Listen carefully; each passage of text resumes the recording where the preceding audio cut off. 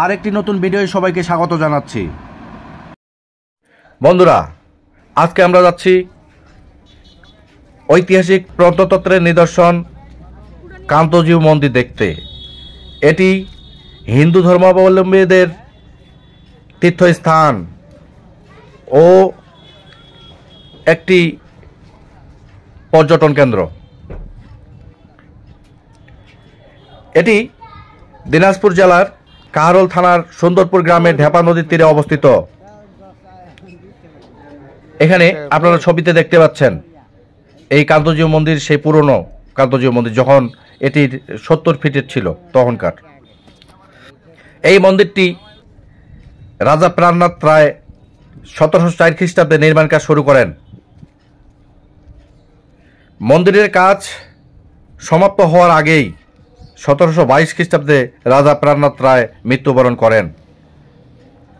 পরে তার শেষ ইচ্ছা অনুযায়ী রাজার পোষ্যপুত্র রাজা রামনাথ রায় 1752 খ্রিস্টাব্দে এই মন্দিরের কাজ সম্পন্ন করেন।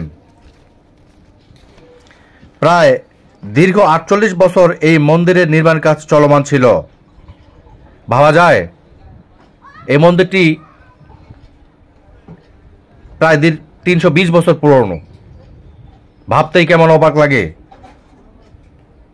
ভাবেন একবার যে আপনি এই মন্দিরের এই পুরাকীর্তির সামনে দাঁড়িয়ে আছেন। এই মন্দিরের পাশে দেখতে পাচ্ছেন মন্দিরের সব জায়গায় মাটির পোড়ামাটির ফলক, এখানে বিভিন্ন প্রাণীর ছবি আঁকানো আছে। সুদূর পারস্য মানে হলো ইরান থেকে নির্মাণ শিল্পীদের আনা হয়েছিল এই মন্দিরের সৌন্দর্য বর্ধনের জন্য। নির্মাণ শিল্পীরা অধিকাংশই মুসলিম হওয়ায় মন্দিরের দক্ষিণ দিকে নয়াবাদ নামক গ্রামে তাদের বসবাসের ব্যবস্থা করেন রাজা প্রাণনাথ রায় ও সেখানে একটি মসজিদ নির্মাণ করেন।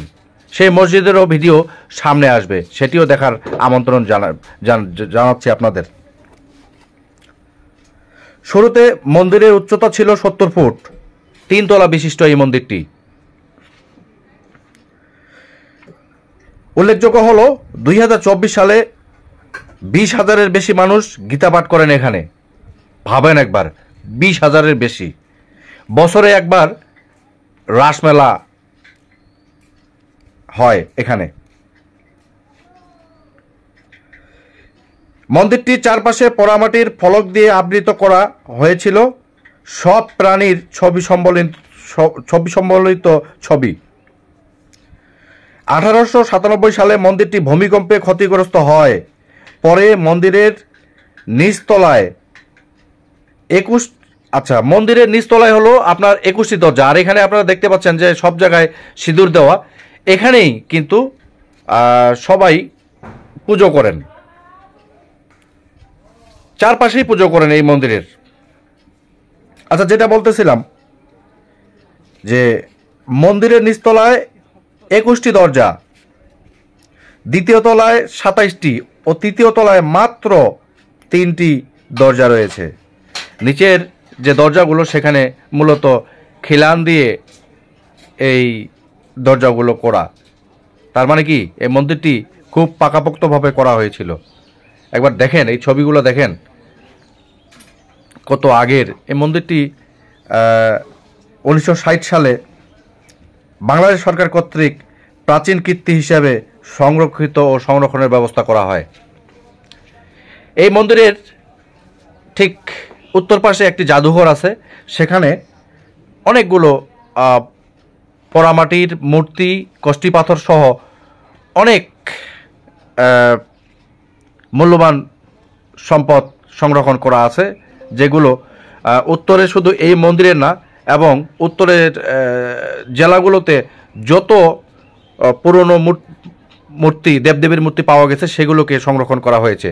সেটি ভিডিও করা নিষেধ বিধায় আমি ওই জাদুঘরের ভিডিওটা এখানে নিয়ে আসলাম না। এই মন্দিরটি একবার দেখেন দূর থেকে কীরকম লাগে। যখন এখানে দাঁড়াবেন, এখানে ভাবেন 320 বছর পুরনো একটি পুরাকীর্তির সামনে আপনি দাঁড়িয়ে আছেন। এখানে শুধু বাংলাদেশ না, বাংলাদেশ সহ বিশ্বের অনেক দেশ থেকেই পর্যটক এখানে ছুটে আসেন এই পুরাকীর্তি দেখার জন্য। আপনাদেরকেও আমি আমন্ত্রণ জানাচ্ছি এটা দেখার জন্য।